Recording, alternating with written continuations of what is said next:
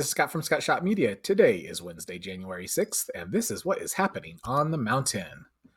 3 CalTrans projects affecting your commute today. 2 of them ongoing right now. 1 of them will be going on this evening.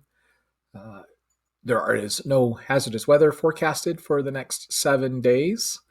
That's partially good news. That also means that we don't see any significant rain or snow in our immediate future.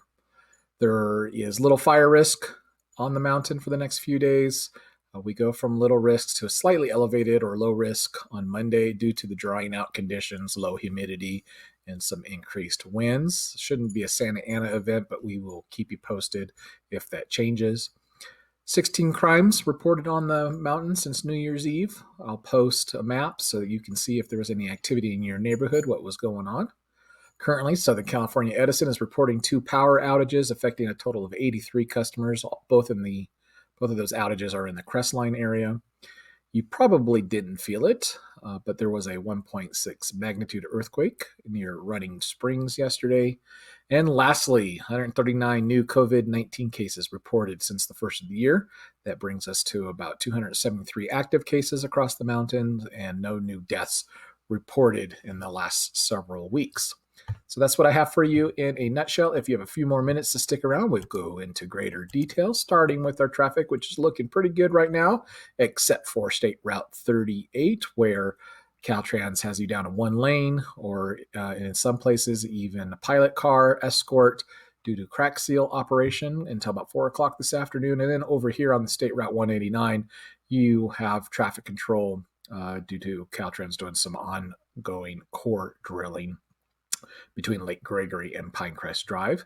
Overnight tonight, State Route 330 interchange to the 210, or vice versa. You may have a detour set up from 10 o'clock tonight to 5 o'clock tomorrow morning due to that highway widening project that's been going on for several months down there. Weather is going to look great for the next week or so. No hazardous weather forecasted. Mild, seasonally mild temperatures. Should fluctuate a little bit from below average to average, slightly above average, and back again. But no precipitation, no snow, no rain in our immediate future. No hazardous weather forecasted. We will see some slight increase in wind on Friday.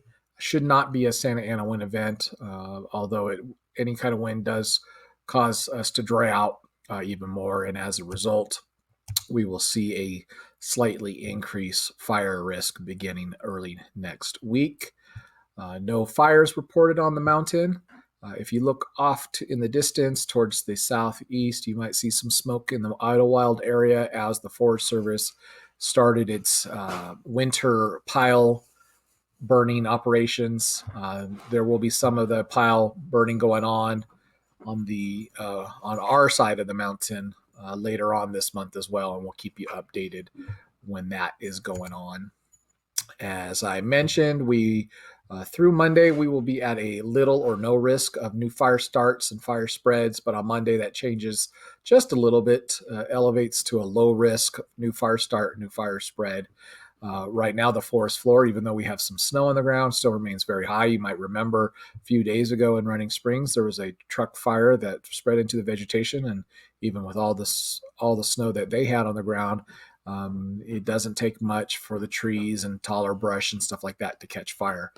So we will remain at a very high fire danger for now until we get more snow and or rain on the ground. But as far as our long-term forecast looks like, we are at about average fire risk for the next 4 months in Southern California.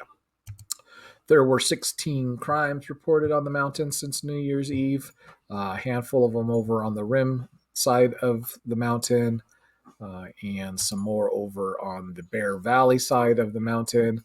I'll post this slide so that you can see if there was any police activity in your neighborhood in the last few days, what was going on with that. Currently, there are 2 Southern California Edison power outages reported over in the Cedar Pines Park area between VOE and Cedar Pines Park. 4 customers are affected until about 1 o'clock as Edison replaces a power pole, and then little bit further east of there, 79 customers are without power until about 4:30 this afternoon as Edison upgrades the power distribution equipment. There was a 1.6 magnitude earthquake reported near Running Springs yesterday. Probably didn't cause much concern, but it's always a nice reminder that we do live in earthquake country and we should always be prepared should the shaking start. Lastly, COVID-19 updates. 139 new cases reported since the beginning of the year. Angeles Oaks, you have a total of 30 cases, 2 for Arrow Bear, 393 Big Bear City, 239 for Big Bear Lake, 85 cases in Blue Jay, 7 in Cedar Glen, 371 in Crestline, 9 in Fawnscan, 33 in Forest Falls, 7 in Green Valley Lake, 257 in Lake Arrowhead, 26 in Rim Forest, 183 in Running Springs, 68 in Sugarloaf, and 80 in Twin Peaks.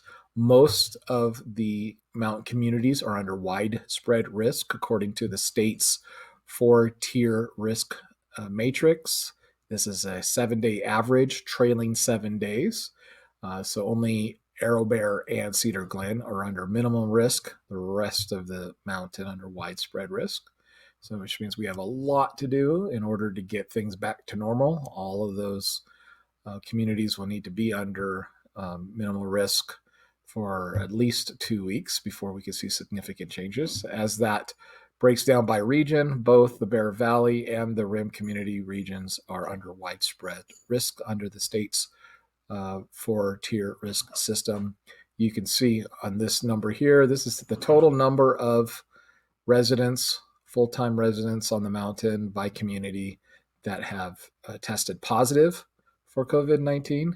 And this is what the number looks like based upon the daily average. And so we are at a 55.6 right now. We need to be below 7 in order to be in low risk. So we have a lot of work to do there. But you can see we're doing a lot better than the rest of the county, which is skyrocketing, 458.2 cases per 100,000 reported yesterday. The rest of the state is at a 95.5 cases per 100,000 reported yesterday, and the rest of the country is at a 69.7.